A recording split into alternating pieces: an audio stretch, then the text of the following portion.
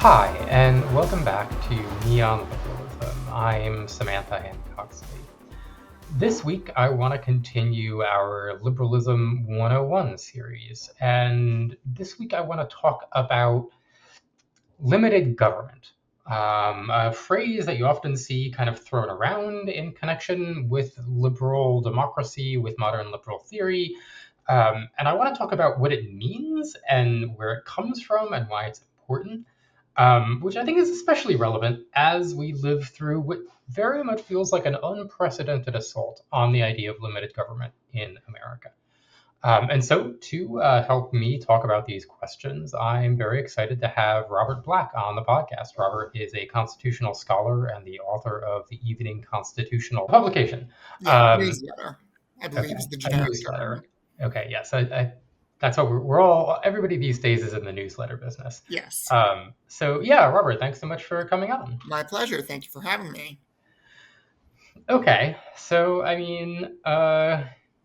easy one right over the plate, just to start off with. What I What is limited government? What is limited government? Yeah, easy question, surely. So these questions all go back to basically the 17th century, and to some extent, you can think of it as a conversation between John Locke and Thomas Hobbes, the two great progenitors of the social contract theory. Um, And the idea of limited government is something that emerges out of Locke's idea of the social contract in particular. Um, Before these ideas start coalescing, there isn't really any coherent concept of liberal government, of limited government, sort of the same thing. There are kings, and in the nature of being king, you can basically do whatever you want. The idea that there are things that the government cannot rightfully do gets invented basically as part and parcel of social contract theory, and in particular, the liberal version of social contract theory, which we associate with Locke. So you see it, to get in slightly more concrete terms, you see it in bills of rights, constitutional bills of rights. The First Amendment says Congress shall make no law respecting an establishment of religion. That's a limit on what Congress can do. It is, in theory, a legal limit on what Congress can do. Um, and our Constitution has a bunch of these limits, and most modern constitutions that have been adopted in the wake of the Second World War have also had limits like this on what the government can do. In a lot of ways, the experience of World War II kind of convinced people that this was a necessary thing. So I want to get back to Locke and absolute monarchy and the historical roots of all this. Mm-hmm. But to kind of put it in a little context for everyone out there, like I said, that we're living through an unprecedented assault on the idea of limited government. Do you think that's true? And if so, like, what are the big symptoms here? Yeah, I do. A thing that I found myself saying a lot the last 8 months, 9 months, whatever, is that it feels like the Madisonian constitutional order, James Madison, the key architect of the US Constitution, and in many ways, one of the key sort of theorists of the American theory of limited government, which we'll get to.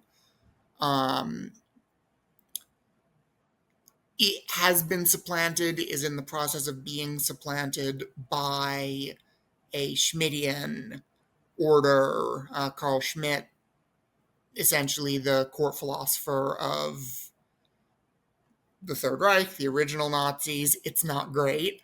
And Schmitt's theories are all about unlimited power, arbitrary power, that Schmidt thinks there must exist somewhere a power that cannot be constrained by law. Um, this is the famous line, sovereign is he who decides on the exception. It's this idea that at some point you run into a question that the law cannot answer. And whoever is in charge of answering that question is ultimately the sovereign and has effectively unlimited power. And this is a very deeply un-American idea in very literal sense of our entire constitutional history, our entire constitutional tradition, political tradition, is kind of all about rejecting this idea. And if you watch the way that people talk about Donald Trump, the way that people react to Donald Trump this year in particular, less in his first term, um, the idea that he has been imbued with the powers of essentially a Schmittian dictator, that the sovereignty, which, even Schmidt uh, agrees that the sovereignty belongs originally to the people, but he says, well, there's this sort of transcendental moment in which the people imbue their sovereign power in this single figure, the dictator. And that's how people talk about and react to Donald Trump this year, to an astonishing degree, given how completely outside the bounds of anything in American legal and political culture this is. When you read these New York Times headlines about, it's unclear if Trump has the authority to murder random civilians off the coast of Venezuela because he feels like it. And no, it's not unclear at all. There's a law that says that he can't. Yeah, it's unclear if he can put his face on the money despite not being dead. Well, no, it's not unclear. There's a law that says it. But what's become unclear at this point is, does the law limit Donald Trump? Right? Is Donald Trump forbidden from doing things just for the puny little reason that they're illegal? Um, and I think, 2024 and to some extent the whole Biden presidency was a contest over this question, and Trump's basically winning right now. He's at least sort of threatening to win in a way that's really scary, and yes, I think completely unprecedented. Yeah, so I think it's interesting you brought up Schmidt, and this idea. I mean, I've talked about it on the podcast occasionally that, the Fuhrer in the Nazi ideology was meant to be like the avatar of the folk, that he had a kind of democratic legitimacy Mm-hmm. by embodying the people's will. Um, but even though he wasn't actually constrained by democratic elections, so there's this kind of mismatch between like the institutional and the ideological. And people talk about Trump in very much the same way. I think that's a really interesting comparison. But I also want to go back farther. Mm-hmm. Um, that, I mean, in some ways, it sounds like Schmidt is recreating some of these ideas that the monarchists had, Absolutely. right? Absolutely. That, like you said, the king. Recreating them for a democratic age, you could say. That's right. In a democratic age, an age of mass politics, um, and how to get into this. There are a number of theorists of absolute monarchy. Um, one of the one of the ones that I know better is Robert Filmer, right? Who's the author of what is it, Patriarcha? Um, Patriarcha and is yeah, the antagonist of John Locke's treatises of that's right. government. Right, who says that like the king owns the state like a father owns his family, and that you can have, yeah, I don't know, the parallels are striking these days. There's a lot of gender going on here Oh as ever. yes. Yeah. Um, I mean, it is genuinely fascinating, sort of to your perennial obsessions, that like this is literally the argument that John Locke's great antagonist is making, is like everything is gender. yes, it turns out I didn't have to make that up. No. They just said it. They said it was all gender themselves. Um, but no, so how to frame the problem exactly? is that these are Mm-hmm. societies that have laws, right? They have legal systems, they Mm-hmm. have courts, there is the administration of justice after a certain fashion, but there's this vision of law as a tool in the king's hands, Mm-hmm. right? The law doesn't constrain the king uses law to constrain other people. Um, and so, like, the great problem for limited government is, like, how do you bind the king's hands? Absolutely. Absolutely. That is sort of philosophically speaking the problem. And I just want a brief digression Yeah, because, yeah. very much as you're saying, the concept of the rule of law is older than the concept of limited government. It's right. This is really interesting in a lot of ways that um, the concept of the rule of law doesn't really take root immediately, but you can kind of trace it back to some of these judicial reforms in England by King Henry II in the late 12th century, right? Nobody has an idea of limited government at that point, but this is when the idea of a professional judiciary is starting to emerge, right? Before this, judgment is made by the king personally, right? And this is a fact that's sort of hiding in plain sight in the word court. Why do we call judicial institutions courts? Well, originally it was literally king's court, curia regis, right? People would go to the king's court and ask the king for judgment, and the king, in dispensing judgment, was exercising this arbitrary power that is the nature of kingship. The king can just do whatever they want. So you go to the king, you say, I'm having this dispute with my neighbor about this piece of property, whatever it is. Here's why I think, I deserve to win. And if you convince the king, then the king writes out a writ that says, yeah, give this guy the property. And this is not sort of fundamentally any different from just this person has absolute arbitrary authority and can do whatever they want.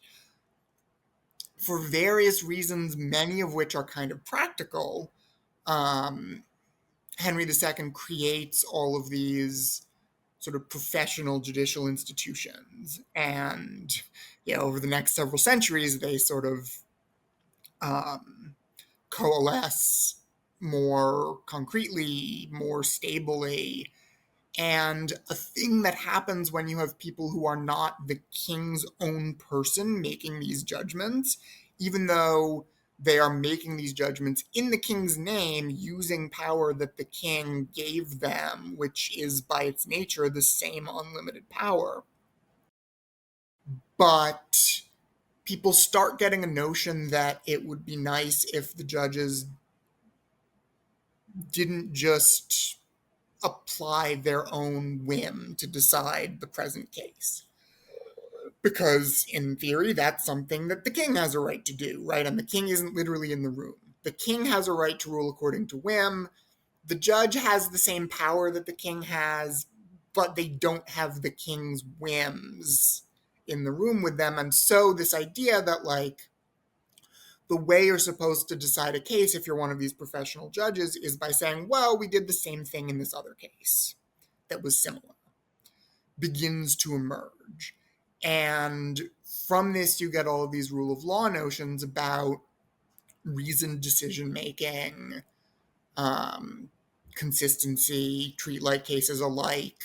The system of judicial precedent emerges, despite the fact that conceptually this is still like the arbitrary power of an absolute monarch.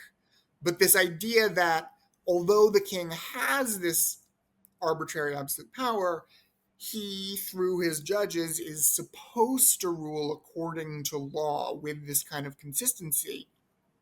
That emerges way before the idea of anything like actual limited government, right? Which is kind of interesting because all this rule of law stuff ends up becoming absolutely essential for doing limited government, but that wasn't the context in which it emerged.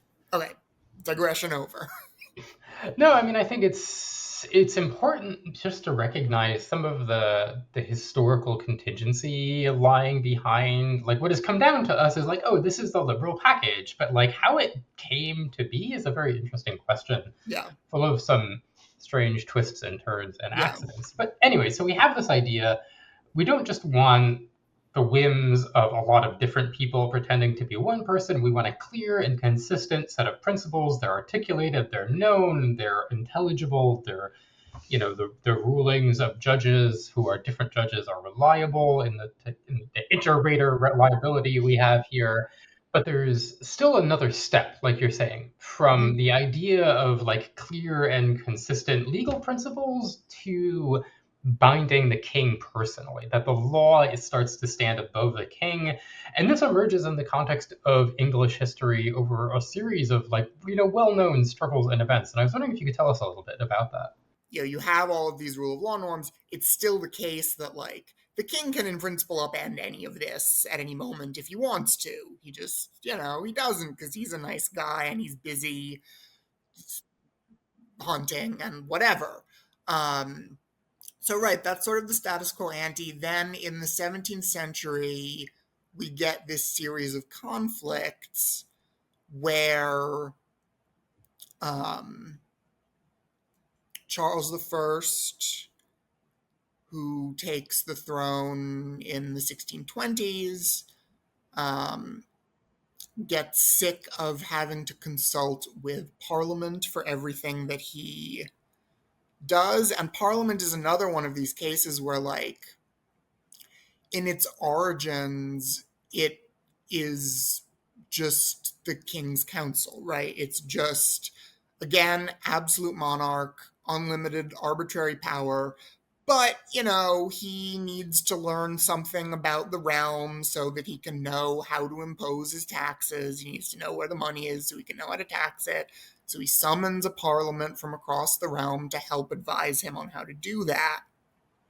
Couple centuries pass, and this idea that the king has an obligation to rule through parliament, at least in regard to certain matters like taxes, internal taxes specifically, um, begins to get kind of entrenched. And Charles the First says, this is actually kind of a drag. I can get money my own ways through various sort of arcane financial devices that are purely at the king's discretion. I don't need to call a parliament. And he doesn't call a parliament for years and years. This is the period of so called personal rule. And finally, in 1642, when his ability to fund his various activities, largely wars, which is the main government expense in these days, runs out, well, he has to call a parliament now, and it turns out parliament is not best pleased. And this leads to what we call the English Civil War. Parliament immediately makes a bunch of assertions of its own rights, privileges, prerogatives, which of course the king can't accept. Eventually, this leads to literally civil war. Partisans of the king, partisans of parliament, field armies, they meet in the field. As the Monty Python song will tell you, the king loses these battles and therefore finds himself in a position to be tried by the parliament, the rump parliament at this point, which has been purged of um, supporters of the king for tyranny, and he gets his head cut off. And this is kind of an earth shattering event. The idea of, divine right of kings, which is what our friend Filmer is all about, not really very consistent with this This head representative removal process. assembly that was summoned as a king's council in its origins, deciding, hey, dude, you're a tyrant, and cutting your head off. Um, and then the next sort of 40 years are spent sort of, in a way, consolidating the implications of this. You have this period where Oliver Cromwell, the leader of the parliamentary faction, effectively makes himself king. In the aftermath, he doesn't call it that, he calls it Lord Protector, but it's effectively king. Um, and then he dies, and everyone's sort of a bit adrift, and this whole project of setting up a commonwealth, the word they use for it, is sort of running aground. And then in 1660 they say, well, what if we just had an actual king again? What if we invite the son of the previous king, Charles II, to be king again? But there's an interesting wrinkle, which is that if Parliament is inviting somebody to become king, the idea that their kingship rests upon divine right, divine anointment, they have a personal right to it in this sort of Filmer way. Doesn't seem like that's what's going on here, right? Parliament was originally the King's Council, but now it's Parliament deciding they want to have a king. Something has changed. And then Charles II, and especially James II, who succeeds him, spend a few decades kind of chafing against the implications of the Restoration, that, it turns out that at this point, you, the king, are a creature of Parliament rather than the other way around. This culminates in what we call the Glorious Revolution of 1689, where James II, having, antagonized his entire country, gets deposed by William of Orange, who comes over from the Netherlands on a bunch of ships. One of the people on those ships is John Locke, who has been in exile this whole time, writing up his theory of government, which in the end becomes basically the official philosophical justification for the Glorious Revolution and really ultimately the English state in the wake of the Glorious Revolution. So I think this is a really interesting history, and one of the things that I think is so interesting is that it starts off with a conflict, like you said, over finance. Mm-hmm. That it's primarily about like the king and parliament wrestling over who controls money, because Mm-hmm. the king wants to fight all these wars. The wars are very expensive. He wants to raise more money, and he can do it for a little while, but only like that's the great question, right? Is who is Mm-hmm. controlling taxing and spending? One of the big questions, right? It's not just taxing and spending, but it's debts Mm-hmm. that comes up a lot in this period. That the king, like one of the ways to extract money from people is to be the king, ask them for a loan. They're like, you say, "I promise, I'll pay you back," and then you take all their money, you spend it on a war somewhere. You have no money afterwards, and they say, "I would like my money back," and you say, "I'm the king, no money for you," uh, No right? money for you. I have, sovereign immunity from being sued to collect the debt. Yeah, Yeah. turns out you are out of luck. Yeah. And so one of the things that is, I think, really interesting and paradoxical about what we see happen here is where it starts off as a conflict over finance. The king wants more money. Eventually, Parliament wins the battle. They slap down the kings repeatedly, as you said. Eventually, establish parliamentary supremacy, the idea of limited government, and the net effect of this Sort is of. that kings get way more money for war, or the state Mm-hmm. effectively gets way more money for war. Mm-hmm. And this is like one of the reasons, basically, that the English or the British are able to win the Napoleonic Wars is finance. Mm-hmm. Is that they are able to take out enormous loans to finance their fleets, to finance their blockades, to finance the many different armies that are fighting on the continent. These are all, paid by English debt, basically. And because the state is constrained by law, people are willing to lend to the state on very favorable terms. Right, far and you can see the contrast with other monarchs on the continent who are like nominally unlimited, right? They can do whatever they want, but they can't get people to loan them money at a reasonable interest rate because everyone knows they're not really good for it. So your interest rate goes up and up. Whereas the English state, far more like and somehow in nominal terms, far more constrained, and yet that also gives them far more power. Yeah, and you see this today, right? That like U.S. government debt, because it's the safest investment in the world. You know for certain that the government is good for it. The US government can borrow on the best terms of anybody in the world until they mess it up. Right, and this again is this interesting way that there's like what we think of as limited government, legal limits on the scope of the legislative power in particular, which still doesn't exist in Britain as of the time of the Glorious Revolution, and indeed doesn't really exist in Britain today. As you were saying, parliamentary supremacy. In Britain, they have the idea that Parliament has theoretically unlimited power and can do anything it wants. Um, but you do have these sort of rule of law notions. And one thing about rule of law that is a big part of the historical story is that it's very good if you are a merchant sort. It's very good for a commercial society to have the rule of law, to have this predictability of business transactions, that you can carry on your business affairs against the backdrop of predictable legal rules. And if you're doing business with the state, that includes predictable legal rules that bind the state. Um, and I read a book once by a law professor named Jed Rubenfeld, who is kind of a character and has various controversies in his own way. But this book I thought was really interesting. It's called Freedom and Time.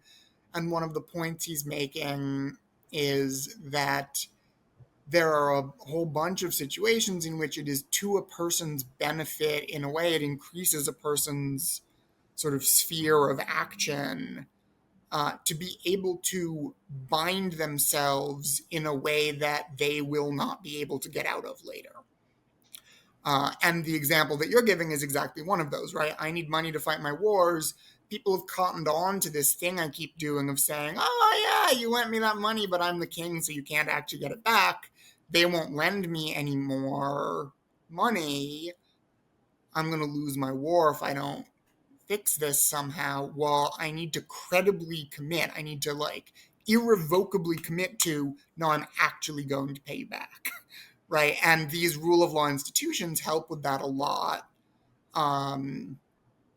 And, you know, having that kind of democratic taxing legitimacy helps with that too. That this is sort of a big part of the logic of the US Constitution, again, is about money, right? We have these soldiers, they need paying. We have these debts, they need paying. We don't have money. We don't have money because the Articles of Confederation government doesn't have a taxing power. We need the federal government to have the ability to tax people in order for it to have that power under these, again, old principles of the English Constitution that really predate anything like limited government in the modern form. You can't tax somebody without their consent. So we need to tax people. That means we need them to be represented in the government directly, which they're also not under the Articles. This gets you, you know, Akil Amar, one of my teachers in law school, says like teasing out this logic gets you like 95% of the structure of the 1789 Constitution. Is like, we need taxes in order to not lose all our wars. Therefore, we need to have representative government, basically. Yeah, so I think this is interesting, and I want to Mhm. kind of ask you about this by kind of asking you about what seems, how to put this. To go back to our friend Carl Schmitt, Carl Schmitt says the sovereign is whoever decides on the exception. And okay, in the English system after the Glorious Revolution, who decides on the exception? It's Parliament, It's Parliament. right? You've gone from a system where you have an absolute monarchy to a system where you have an unlimited parliament, that the Hmm. parliamentary supremacy, the parliament can make whatever law it wants. It's not constrained by any written constitution or any other institution because it creates all the other Hmm. institutions. So, on one perspective, you don't have limited government at all. Correct. But on the other hand, it clearly does seem like something has changed, right? And like that is very visible. Like I said, like in the interest rates paid on state debt before and after this transition, in like the just the behavior of the state in general, it acts a lot like a limited government.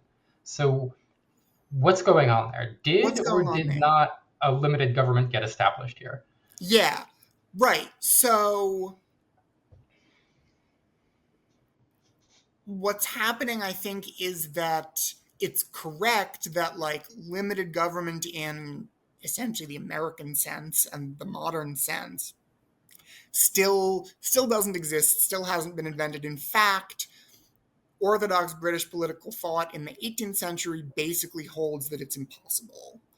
Um, the limits that exist on the British state in the 1700s, in the Glorious Revolution model of the British state, are basically political limits that Parliament, or at this point, they're still probably saying the king in Parliament, is absolute, is unlimited, but sort of constitutionally, in one of these older senses of the terms, right, by its nature, is limited to act in certain ways. Right. One of the things that you get from an elected legislature instead of a single monarch is just stability, because there's a bunch of them. Right. It's not just one dude. It's not just one person whose whims can change on a dime. It's a few hundred people whose actions are determined by sort of averaging out all of the views of the different members and finding, if not a consensus, at least sort of a median or whatever. And there's considerably more stability to the laws that you're going to get out of a parliament than out of a personal rule monarch. And so that's part of it. There's the fact that they are answerable to constituencies at election. It's not really democratic because, dear Lord, is Britain in the 18th century malapportioned? I was just the other day having a conversation on Blue Sky about like there was this borough called Old Sarum that had been, a Neolithic hill fort or whatever. But by the 18th century, like literally nobody lives there anymore. Literally nobody. It is uninhabited. It has zero population and two members of parliament. Yeah, um, the rotten boroughs. the rotten boroughs, and those members of parliament are in fact chosen by the people who own the land. They don't live there, but somebody nominally owns the land. And they choose the members of parliament. So it's hideously undemocratic in that sense. But there's still constituencies, some even sort of popular constituencies. I think basically everyone within sort of the political class, the class that has political rights, gets to vote for parliament, albeit on these very unequal terms. The House of Lords obviously is a continuing body. It's not answerable to anyone. They just stay there for life. That's what being a member of the House of Lords means. So Parliament, in a lot of ways, sort of constitutively, characteristically, is a very stable body compared to what kings were like when they were ruling by themselves. But it's still true that we're not quite at limited government yet. It's this kind of weird transition phase. And it is interesting. I'm not like super expert on the finance side of this stuff. So I'm not necessarily the best person to answer, like, why was that kind of transitional form of sort of politically but not legally limited government, why exactly was that enough for, the bond markets? um, So I actually have a hypothesis about mhm. this. And so there's one perspective on limited government that we get from John Locke, who's Mm-hmm. come up in the background of the story several times and is clearly one of like an incredibly strong influence on the American Constitution, right? And like, I mean, Jefferson like lays out the Lockean theory like as clearly as can be in like 3 sentences, right? We hold these truths to be self-evident. All men are created equal. They are endowed by their creator with certain inalienable rights, that to secure these rights, governments are instituted among men. Right? That we have this concept of right, of individual right that is prior to the state, that is Mm-hmm. prior to society, actually. Yep. Right? That it is a divine right that you just have inalienable, and that the purpose of government is just to secure those things. And so if government is trespassing beyond those bounds, it's inherently illegitimate. So there are like Yep. limits to government that are set on a moral, philosophical level that transcends all possible law. Mm-hmm. And that's a Lockean idea. But then you get this question of, well, how do you actually make a government that does that? Right? That's a like, okay, there's the philosophical limitations on government, but how do you actually constitute a government that will do this? And now we need to talk about the French, right? We need to talk about Montesquieu, who is another Mm-hmm. enormous influence on not on Jefferson, but on Madison and Yeah, on the eventual structure of the absolutely. Constitution. And so, what does Montesquieu have to say about this idea of limited government, or have to teach us about limited government? So Montesquieu is all about the sort of, there's a bunch of ideas associated with Montesquieu. The characteristic one is this idea of the mixed republic. I think that's what you're getting at. That there's this line of thought going back to classical antiquity, going back to like Aristotle, that there's three forms of government. There's monarchy, where one person rules. There's aristocracy, where a few people rule, the few, as they're often referred to. There's democracy, where the many rule. And one of the strands of thought about the British state that emerges principally, I think, in the wake of the Glorious Revolution is that it subverts this classical scheme in this interesting way because it kind of combines all three of these into a single structure. That you have the king, there's still a king, there's still an element that is monarchy, that is the one. You have the House of Lords, which is the few, and there's the House of Commons, which is the many. And the sovereignty in this era of the British state is said to belong to the king and parliament. So it's all three of these estates, they're sometimes called, coming together into a single institution. And this is referred to as a mixed republic. And there's this idea that this this is good, right? This works well at avoiding the degeneracies of any one form by itself. There's again thought going back to classical antiquity about how any of these forms will sort of degenerate, will go bad, will become what Madison would call factional rule, where you're not ruling in the interests of the whole people, you're just ruling in the interests of the ruling faction. Um, Whether that's the one or the few or the many. And so there's this idea, well, you sort of set them all in equipoise and you protect against this kind of factional rule in this way. Montesquieu also is the first theorist of the kind of modern understanding of separation of powers. And it's interesting because Locke talks about the legislative power and the executive power. But that's not how we talk about it today. There's a third one, and that's the judicial power, which for Locke is a part of the executive power. There's no real ambiguity. The thing we think of as the judicial power, Locke knows about it. He's actually very concerned with it.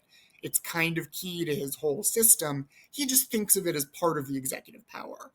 The guy who begins to draw those apart theoretically is Montesquieu. And so this idea, you kind of have these two overlapping sort of triangular systems that you have the crown, the lords, the commons keeping each other in check. You also have the legislature, the executive, and the judiciary keeping each other in check. And obviously, this influences Madison enormously, although Madison's ideas are different from Montesquieu's in some interesting ways. Montesquieu still basically believes in legislative or parliamentary supremacy. And the idea of separation of powers that you get sort of following the Montesquieu tradition, which is what continental Europe has mostly done, or I should say, mostly did up through the Second World War when it kind of backfired a bit, is separation of powers means that any kind of real policy-making power, being legislative in nature, is separated, as it were, from anything that isn't the legislature. And so that's legislative supremacy. It's inconsistent with things like the presidential veto of legislation. That's inconsistent with Montesquieu's version of separation of powers. It's obviously inconsistent with judicial review, because that's judges taking up power that rightfully belongs to the legislature. The powers of the executive and the judiciary are much more subordinate, are much more just sort of carrying into effect what the legislature has decreed. But there is still this idea that that separation creates these spaces for liberty in interesting ways, that having it be the same person who writes the laws, who enforces the laws, who adjudicates the laws, creates this possibility for tyranny, and that just by separating those functions out, by separating out, and this is something that Rousseau, who we haven't really mentioned yet, is kind of obsessed with, is this idea of general lawmaking, that the legislature's role is only one of creating general laws, that The execution of the laws belongs to the executive. the execution of the laws belongs to the executive. So, a general law says murder is a crime, right? And you write that law before you know anything about, like, who is it who we're going to charge with breaking this law. In a way, it's kind of the Rawlsian veil of ignorance making an appearance a couple centuries early. I mean, it's in the American Constitution, right? The prohibition on bills of attainder is you can't make laws that like name specific people, right? They have to Absolutely. be general laws. Right. And Uh, these are, certainly today we would view these as sort of rule of law principles. We talk about the principle of legality, which means you can't be charged with a crime, subjected to criminal punishments, except for violating a criminal statute that already existed at the time you did the thing, yeah, no right? ex post facto No ex laws. post facto laws. And what this is meant to ensure is that the laws have this general form. And if you read, actually, in the ferment leading up to the American Revolution, a lot of these ideas about the sort of structural guarantors of liberty, the way you can design the government so that even though its powers are not formally limited, it is going to respect the liberties of the people, is very important in the grievances that they have about Parliament. And if you look at things that are being written in like 1774 by people like James Wilson, Alexander Hamilton, they're going to talk about, well, part of the problem with the current situation where the Westminster Parliament, which is elected by the people of Great Britain, is governing for the colonies is, they're not subject to the same laws as us. In all of these ways, it sort of violates these kind of rule of law principles that are meant to make the legislature have the people's interests at heart in the right way when they're legislating. And so that's very much a part of the sort of, again, sort of primordium, but is still like, is a little different from limited government in the modern sense. It's like we want the government, which is still not really limited, but we want to design it in such a way that it's going to use its powers in a way that's like nice, that's respectful, that's not oppressive and tyrannical. And we think we Mhm. can do that. And there's a bunch of ways that we think we can do that. And the British experience is really a story of all of those ideas working kind of astonishingly well. Um, Yeah, so I think there's a lot to talk yeah. about here. Um, and I think, for us, the idea of separation of powers is totally natural, right? It's like the air we breathe. We're like, well, obviously there are courts, and that's one thing, and there's the executive, and that's a different thing, and there's parliament, and that's the legislature, and that's a different thing. And thus, this feels very natural. But I think it's worth, again, casting our minds back to the Age of Kings, where the kings don't see it, or at least at some point, the kings don't see any of this as separate because there's just stuff the king says, right? There's just rulings the king is making, right? Like, to go back to these familial metaphors, if you live with a father who thinks that the house is his kingdom, like he doesn't separate out his edicts into like general laws and applications and executions. He just says stuff and then you're supposed to do it, right? And so the Montesquieu innovation is to start to see different aspects of governance, to like disentangle all these different threads that go into effective governance. And then in the American system, we actually institutionalize that, right? We don't just like, oh, we can philosophically separate out all these strands of monarchical power, but like, no, actually, we're going to make it like fundamental to the structure of government that these are done by different people who are appointed or elected in different ways, who have different rights and responsibilities, and that this is in some ways fundamental to the system of limited government in America, right? And it's like you were talking about, Madison is consumed by the problem of faction. He's consumed by this idea, like, okay, well, we can write out all these laws that say the government shouldn't do this and it shouldn't do that and shouldn't trespass on these rights. But like, what happens when a group of people comes into power and they have all the power and they just don't want to do it, right? And this brings us back to the Mhm. very problem of like binding the sovereign's hands and like, Right. how do you actually make it work? And part of the American answer was like, as in the famous Madisonian phrase, ambition must be made to counteract ambition.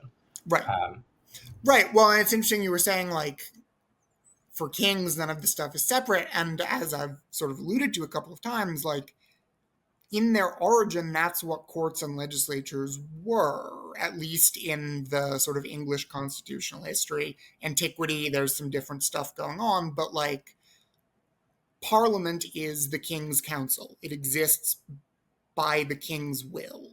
The judges are the king's judges, created, imbued with this power to carry out the king's business in his name.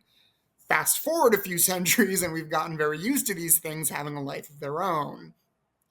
And then, as you say, the American Constitution, it's not like this. Well, the president isn't created by Congress. Congress isn't created by the president. The Constitution creates both of them, right? Legislative power here and grounded is vested in Congress. Executive power is vested in a president. Judicial power is vested in the courts. Well, vested by whom? And now we're sort of circling around actual factual limited government, right? That because you were saying, well, we can write down all of this stuff about the government can't do this, it can't do that, but that's an innovation, right? No one's done that yet until the Americans. You have bills of rights. You have the English Bill of Rights of 1689, which is basically the settlement of the Glorious Revolution. That's technically an act of parliament. You have, going back even further, you have the Magna Carta. Um, but that's a compact between a king and his people, right? It's an agreement by the king. I will forbear to do these things. And Hamilton makes this point in the Federalist paper where he's basically defending the fact that the federal constitution doesn't have a Bill of Rights. And he's saying, well, we don't need a Bill of Rights. Bills of Rights are for people negotiating with a monarch and getting the monarch to say, I'll be nice, I promise. The whole Constitution is a Bill of Rights, right? The structure of the thing is going to make it friendly to the people's liberty.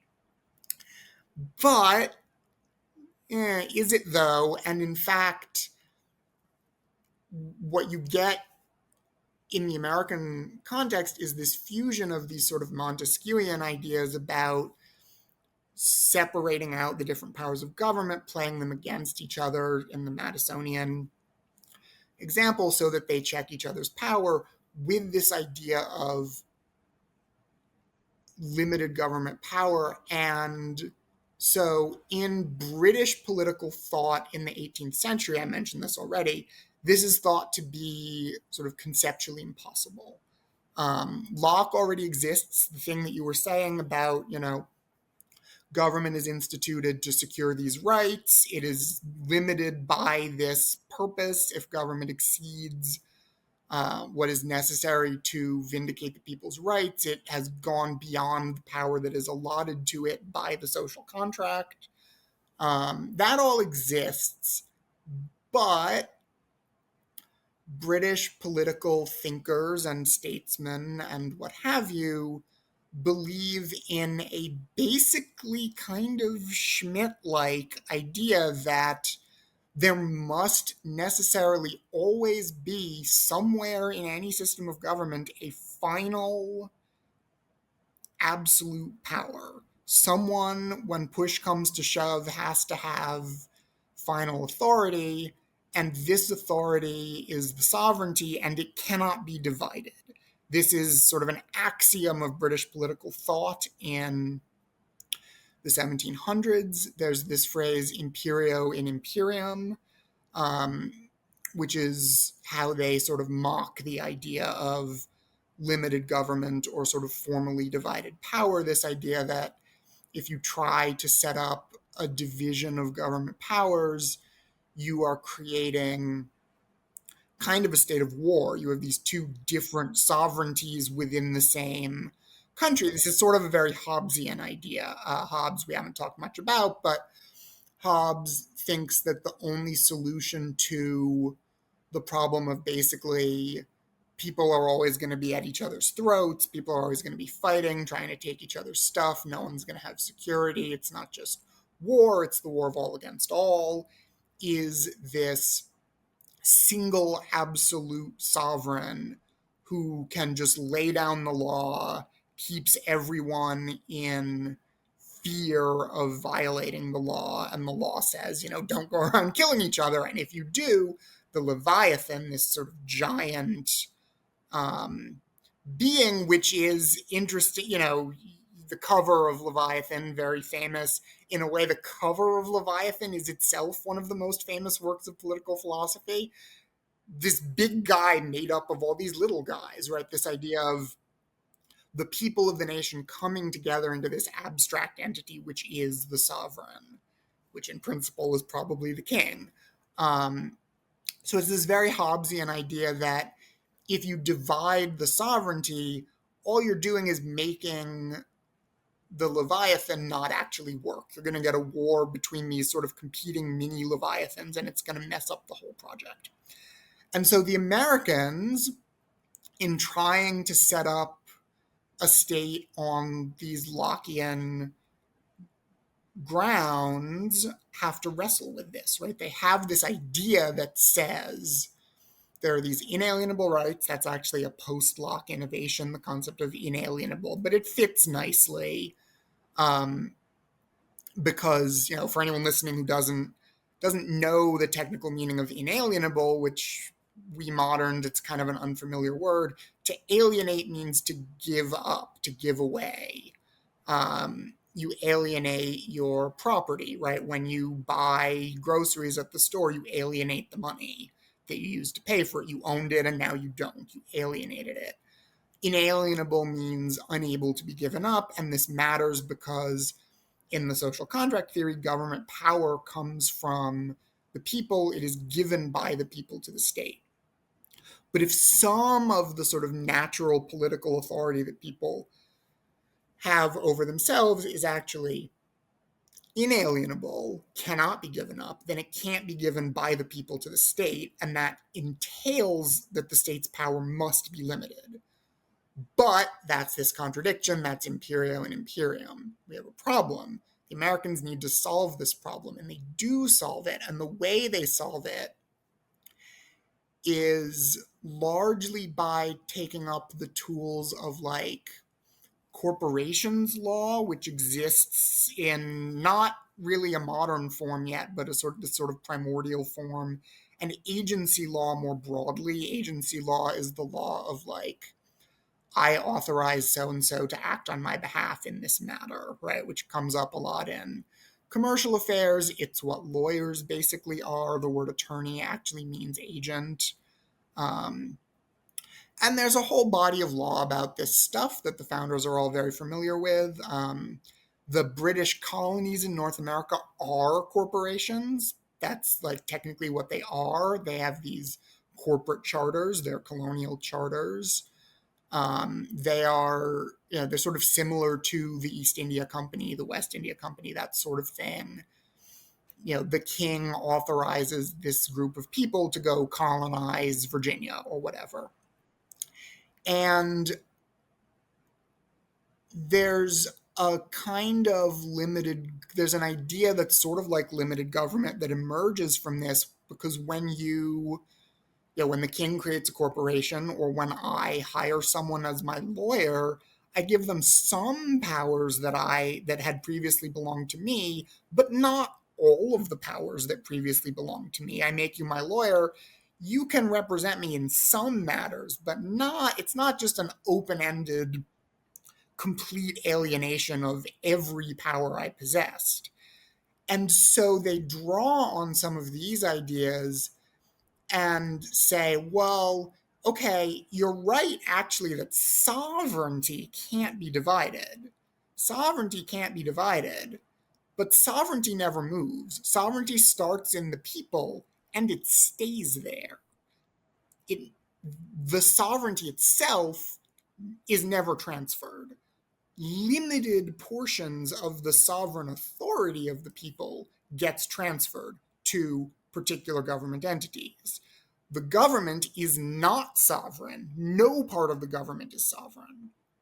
Right? In Britain, they're all, well, is it Parliament that's sovereign? Is it the king? Blah, blah, blah. You can't have multiple different sovereigns within the government. The Americans are saying, well, you have no sovereigns in the government. None of the government is actually sovereign. It's just an agent of the people. The people are the true sovereign. And an agent can be given a limited set of powers. Indeed, it's sort of implicit it's sort of inherent in an agency relationship that the agent's powers are limited. Otherwise, they wouldn't be the agent; they would be the principal.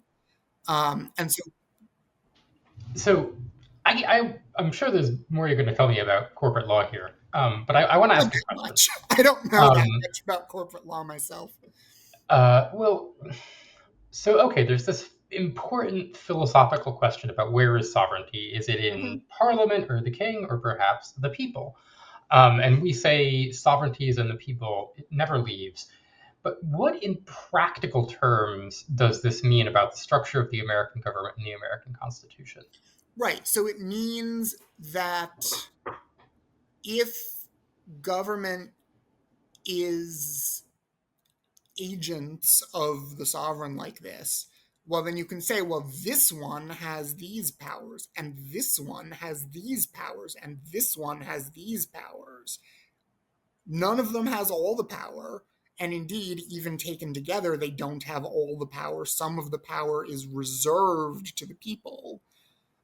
This is, you know, in the modern context, we think of constitutional rights as limits on government.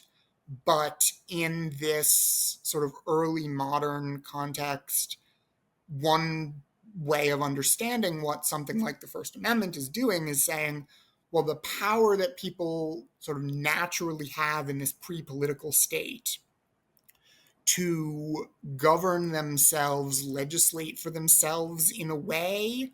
The legislative power is understood as being sort of derivative of the power that we each have to basically like decide what to do at any given moment, right? I'm going to have pancakes for breakfast while I'm legislating for myself.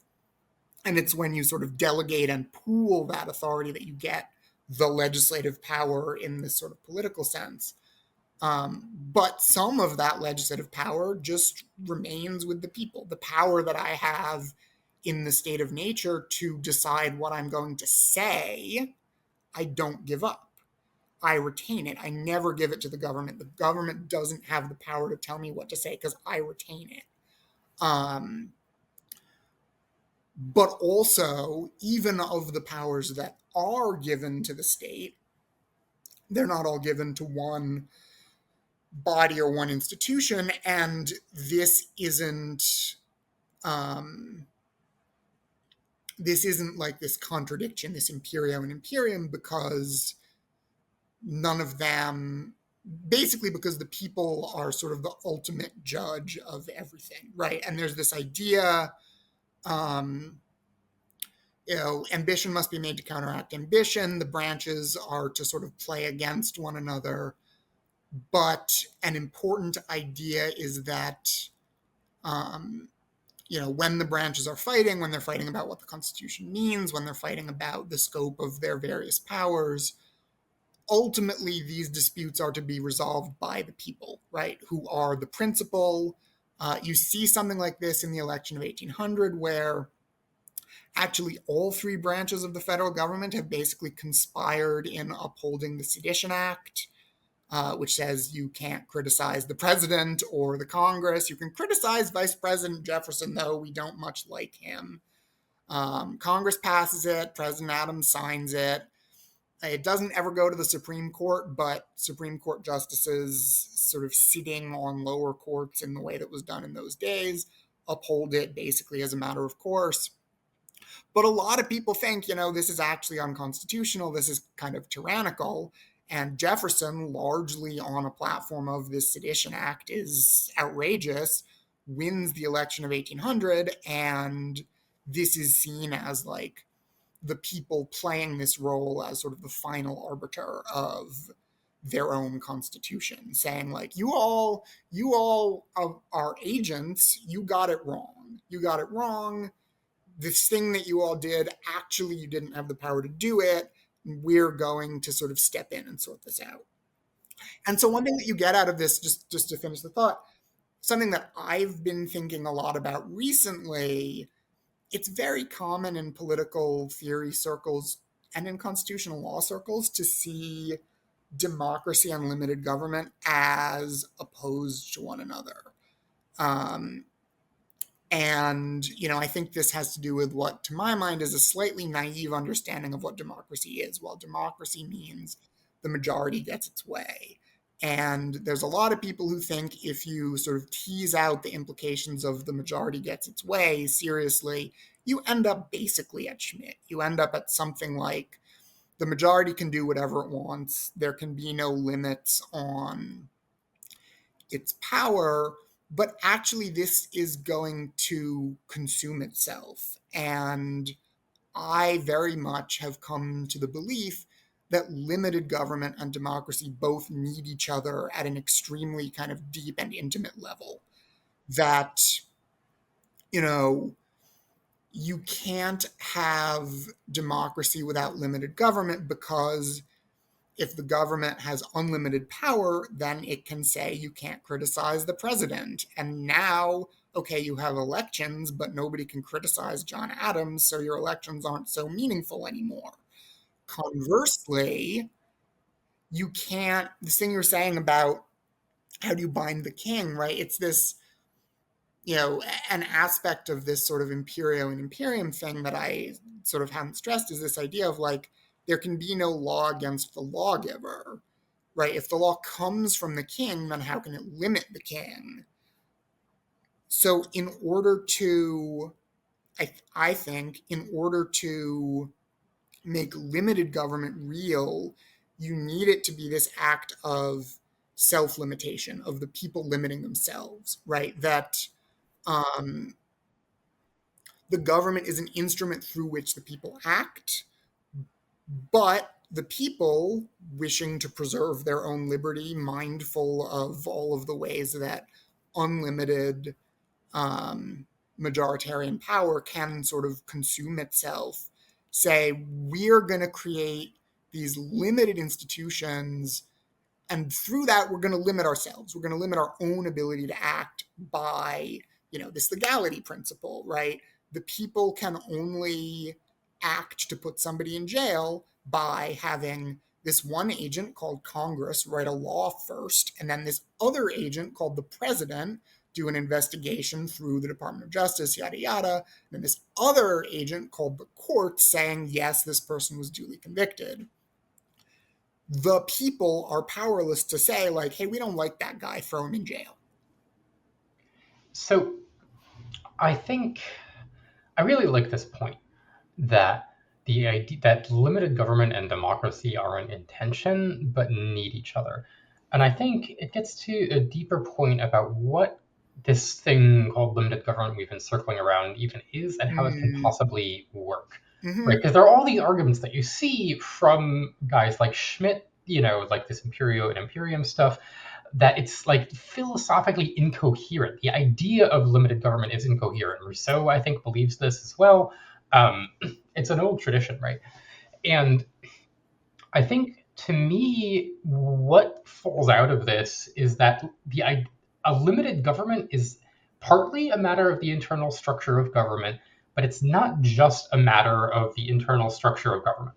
It's about the structure of the society that that government is a part of.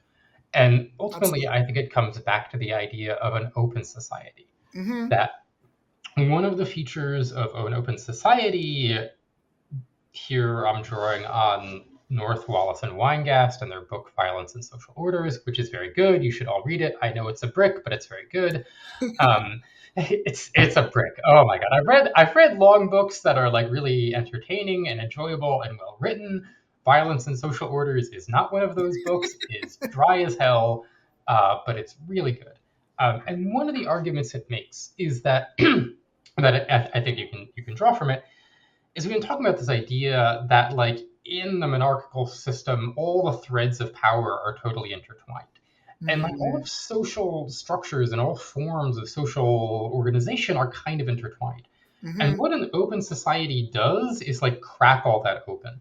That if Mm-hmm. you're excluded from one form of social participation, right? If there's some kind of horrible economic situation you're in, economic oppression or a monopoly, or someone just has too much economic power and they're messing up your day with it, you're not locked out of political power. You're not locked out of associational power to go out and meet other people and organize with them. You're not locked out of the ideological arena because you can go out and talk and spread your ideas. And so, okay, there's oppression here, there's some kind of exclusion, we don't like it, but you can counter mobilize against it through this other form of social organization. And that's a kind of limitation of power that goes far beyond the internal structure of government, but is something that encompasses the whole of a society, that prevents different hierarchies from like wrapping all around each other and just becoming one big stratified system that controls society, but that just breaks that up and makes ambition to counteract ambition, not just within government, but within all of society. Yeah, absolutely. And, I think a lot about this and the way that, like, you can, if you can sort of, airdrop the US Constitution into a lot of societies, and it's not gonna do the thing, right? It's not gonna work the way we like to think it has largely worked in the American context. And there's all these examples, right? The Soviet Constitution, famously a sort of glittering liberal democratic document that wasn't worth the paper it was printed on. And, I've been thinking a lot about these questions because they're the question facing us now. We still have Yes. our nice liberal limited constitution, and it doesn't seem to be doing the thing anymore. And, for me, this has sort of taken the form of trying to think very deeply about, like, okay, well, what is democracy actually, right? I said, the majority gets its way, I think, is a sort of naive understanding of what is democracy. And what I end up thinking is the sort of better, truer, more sophisticated version of the story is that democracy is fundamentally about the basis on which power is exercised in society. That democracy is the condition of power is exercised on equal and reciprocal terms such that no one person rules over anyone else. And I think that a lot of what can prevent a formally very nice constitution from actually working is when you have social power hierarchies that are so well entrenched that creating the layer of equal political power on top of them just won't take. That, like, in a lot of the same ways as, like, well, you can't criticize John Adams, so we don't really have a democracy. Well, like, if you have a system where wives are subordinated to their husbands in all sorts of ways, backed by threats of violence, patterns of sort of social coercion and conformity, whatever, you're not going to have a real democracy either, because democracy requires that everyone be free to act as an agent in the political arena, different meaning of the word than the other use Mhm. of agent that we've been using, but having agency, having sort of free will, if you like. If there are social systems that make it difficult for some people to act as sort of authentic political agents, the whole thing just kind of can't take, because those people are in a state of subjugation, right? Of unlimited subjugation, even if it's not by the state exactly. Well, another insight of democracy, right, is, well, the state is just people, right? So if you're being subjugated by your husband, then at least past a certain point, You're you still being cannot, subjugated. yeah, you're being subjugated. And having, the limited government, well, government doesn't need to do anything for you to be subjugated. And this is why, like, I've sort of adopted the saying, anarchy is tyranny and tyranny is anarchy, because one thing that I think a lot of anarchists miss, right, and anarchy has this sort of attraction to it, that, like, if government power is this thing that we're worried about, why not just get rid of it? But the answer is that government power isn't that special. It's just power. And if there's no government power, well, there's still power. And people are still going to use power over other people. And this, to my mind, Hobbes is largely sort of an antagonist in these conversations because he does not believe in limited government. But I think there's a lot to the idea of the Leviathan, and this idea that, like, there does need to be a common power that is keeping everybody in awe and is saying you can't do that to people. Now, the Leviathan doesn't need to be, and in fact can't be, absolute in the way that Hobbes thinks it has to be. It has to be limited and democratic in these ways, but you need something with the power of a state that is able to say, like, people can't keep other people in their basements, right? Literally or metaphorically, in order to have any kind of free society, right? So it's this sort of seeming paradox where, in order for people to be free from rule and dominion and whatever, there's actually a minimum degree of state power that you need as well as a maximum. I think that's quite right. I mean, you could look in places of the, parts of the world where that have gone through significant state collapse, and the people there do not seem like they are more free. Nope, They you get seem like they are more warlords. subjugated, Yeah. often by their neighbors with Right, you guns. get warlords, Um, and what happens is the warlords but aren't limited. exactly, the warlords aren't limited. They're just petty kings who haven't quite established a dynasty yet. And so I think there is this way in which, for a long time now, liberals have been kind of overly enamored with formal rights without recognizing the importance of a certain equality of power that is necessary for free society, that is necessary to make an open society work. Uh, there's this famous line from George Washington: each man shall have his own fig and his own vine, and no one shall make him afraid. And the fig and the vine part is important, actually. That, like, having your own little bit of, like, wealth and property and security is part of why no one can make you afraid, whether they're from the government or anywhere else. And so I think there's that aspect to it.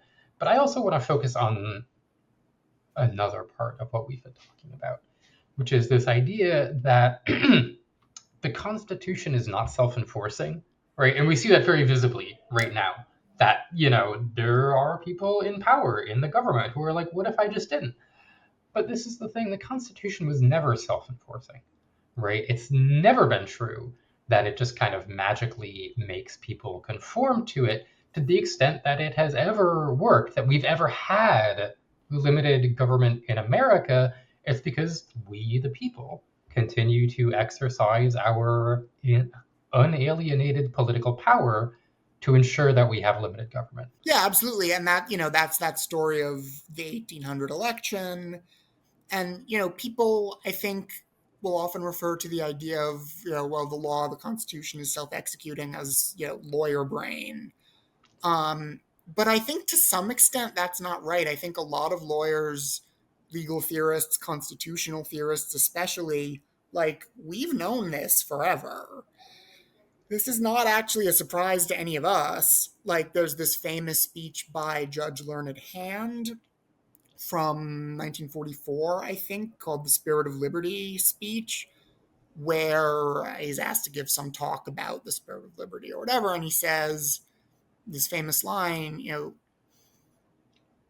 the spirit of liberty lies in the hearts of men and women, is how he puts it. I typically say the people when I'm saying it now, because he didn't exactly include our non-binary friends. But, you know, when the spirit of liberty dies in the hearts of the people, no law, no court, no constitution can even do much to help it, right? And there's a dimension going back to this thing about, like, how did the 18th century British system, like, succeed in the way that it did.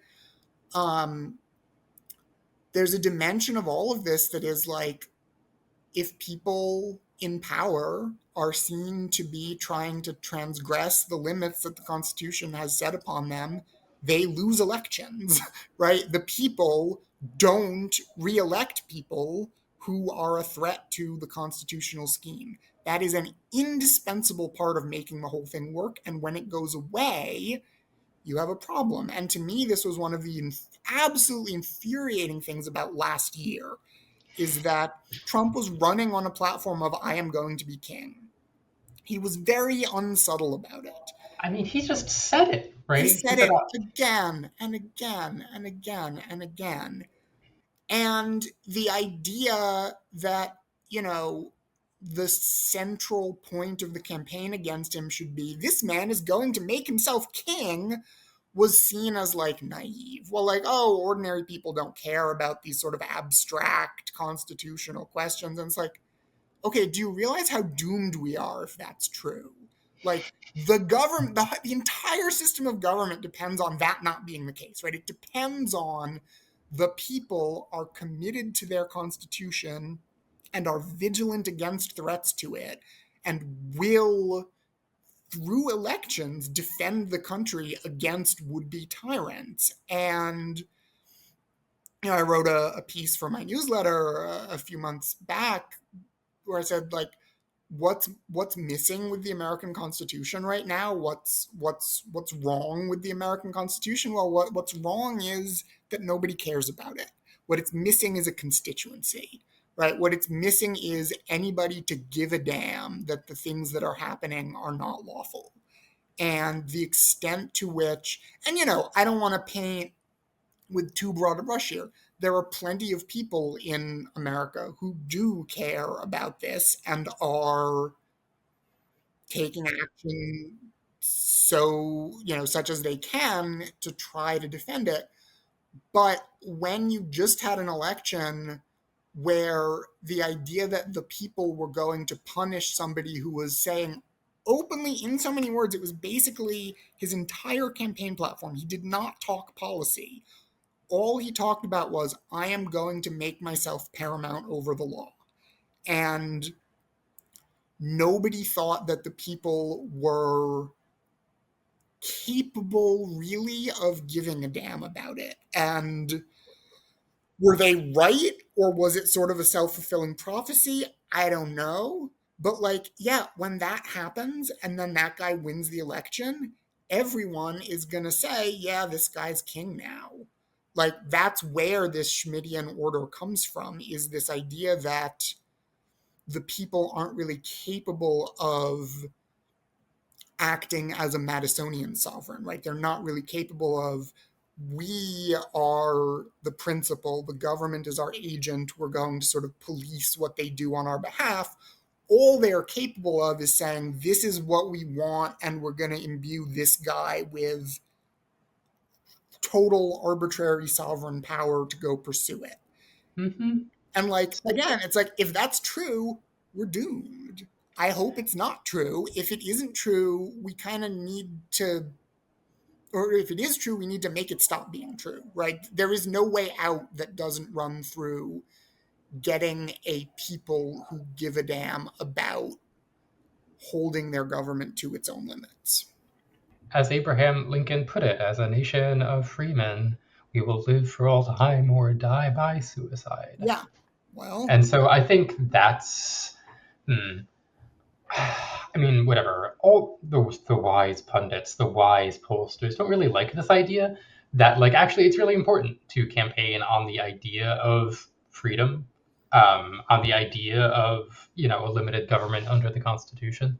But without that, we are going to lose all the rest of it, right? We are going to be sliding progressively back into a form of government that, as we discussed, is inefficient, that is corrupt, that is tyrannical, that will undermine whatever possible good you wanted out of it. It will destroy. Um, and so this spirit of limited government and of freedom needs a party that will campaign for it. So yeah. here at Neon Liberalism and liberal currents more broadly, we try to be that voice for these ideas, the idea of liberty in these times. So once again, thank you for your support. Thank you for listening, and I will see you next week.